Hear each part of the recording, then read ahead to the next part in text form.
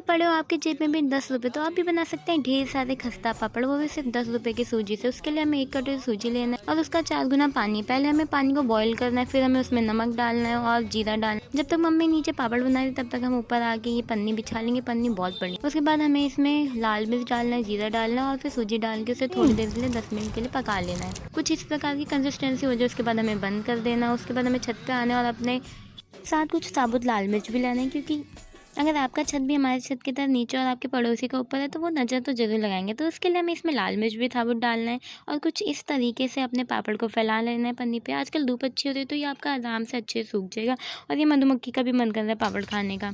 और ये हमारे पापड़ अच्छे से सूख गए हैं, खस्ते हो गए। अब हम इसे छान के दिखाएंगे कि कितने खस्ते बने हैं। और अगर वीडियो अच्छा लगा तो don't forget to like share and subscribe to this channel. आप भी थैंक यू फॉर वॉचिंग। कुरकुरे पापड़ बनाना चाहते हैं, ये देखिए बिल्कुल।